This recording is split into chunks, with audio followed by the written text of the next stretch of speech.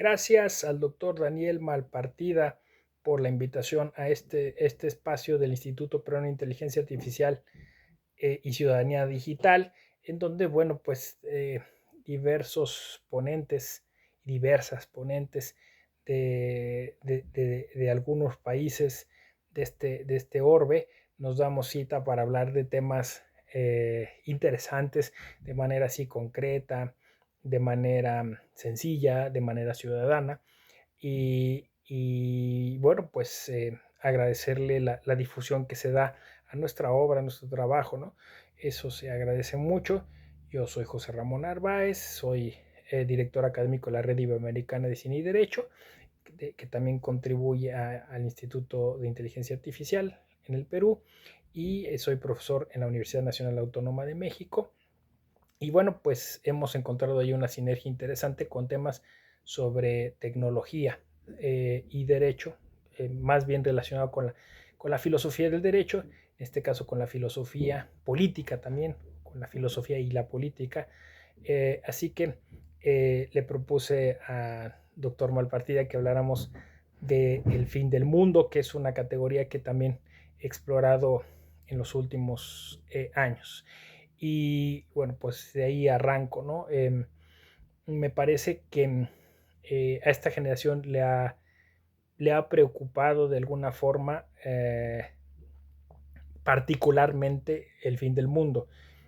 Y digo particularmente porque a otras generaciones también les ha preocupado el fin del mundo. Quizá la humanidad siempre se ha planteado ese fin del mundo. En algún momento, pues quizá solo eran especulaciones basadas en cuestiones religiosas o incluso en el propio desconocimiento de muchas cosas que tenía que ver con los fenómenos naturales. Así que incluso pues sabemos que estos movimientos milenaristas, ¿no? Cuando venía como algún corte en el tiempo importante o cuando eh, se exponía algún tipo de profecía, ¿no? Se cerraba un ciclo, alguno de estos factores, pues la humanidad pensaba, ¿no? ¿Qué va a pasar si esto se acaba, ¿no? Al final de cuentas, tiempo, espacio y materia, pues son finitas, ¿no? En algún momento surgió esto, en algún momento se terminará, ¿no? Y eso pues ha acompañado, digamos, al ser humano y quizá particularmente al ser humano porque pues el ser humano tiene la capacidad de pensar en el futuro, ¿no? Y de pensar las cosas de modo un poco más allá del presente, ¿no? Que tenemos esa concepción y bueno, sería interesante incluso analizar si eso en alguna manera surgió a nivel cerebral en algún punto, ¿no? De nuestra evolución, ¿no? Quizá cuando el cerebro creció en dimensión, cuando nos erguimos y vimos el horizonte, no sé, hay muchas teorías, pero el chiste es que, bueno, de alguna forma esta generación piensa en el fin del mundo de manera mucho más científica, porque se supondría que tenemos ahora datos para ello, ¿no? O sea, podemos tener pruebas mucho más fehacientes de que esto quizá sí, pues, tenga un fin mucho más cercano del que se pensaba, ¿no? Y, pues esto tiene que ver obviamente con el cambio climático, tiene que ver con el daño que el género humano le ha infringido al medio ambiente y a la tierra. Hay quien también dice que esto pues es parte también de una especie mm, eh, de moda, ¿no? O eh, de planteamiento incluso capitalista, ¿no? O sea, que el propio capitalismo genera esta categoría del fin del mundo. Estoy pensando en Zygmunt Bauman, por ejemplo, ¿no? Que entonces genera miedo y que el miedo entonces genera consumo, ¿no? Porque pues la gente entonces, dice Bauman, se compra una Homer para la ciudad pensando que pues si llega el apocalipsis zombie, ese tipo de vehículo le servirá más, ¿no? Este, quizá también ligado pues a las catástrofes que ocurrieron en el siglo XX, muy ligadas también al uso indebido o al abuso de las nuevas energías que tenían que ver sobre todo con la energía nuclear, ¿no? Curiosamente tratando de revertir el daño que hacía eh, las energías derivadas de los fósiles, ¿no? Del petróleo sobre todo, pues surge la energía nuclear que en este uso militar absurdo, ¿no? Porque es absurdo porque al final de cuentas afecta a todo mundo, pues generó daños considerables, pues no solo a la humanidad, sino también a la Tierra, ¿no? Entonces, juntando todo eso, esta generación, digamos, tiene un miedo mucho más, no diría yo real, porque pues, el otro también era real, pero sí un miedo más tangible, ¿no? Que se puede quizá percibir, se puede percibir pues con los cambios de clima, ¿no? Entonces, con el aumento de ciclones, huracanes, tormentas, aluviones, infinidad de cosas que antes no sucedían o quizás sucedieron en algún momento en el que la humanidad no tuvo o no tenía la tecnología para registrarlo. Pero bueno, lo cierto es que de del surgimiento de la modernidad para acá no se había registrado todos estos cambios que van cada vez más rápidos. Pero eso siempre está ligado a la tecnología, porque también la tecnología avanzó de manera frenética en las últimas décadas, ¿no? Y esta tecnología, primero, pues, requiere para su construcción la sobreexplotación de la propia tierra, ¿no? El fracking y todas estas cuestiones ligadas a esa tecnología y que usa también tecnología, ese es como el círculo vicioso, ¿no? Van eh, pues llevándonos a a un futuro que no parece tan alentador, ¿no? Porque cada vez más gente necesita de esa tecnología, incluso se enarbola como un tipo hasta de derecho, eh, y esa tecnología, al final de cuentas, pues está al servicio de los grandes capitales, de las grandes empresas, y aunque sí en algún punto pues nos libera, nos informa, nos asocia, ¿no?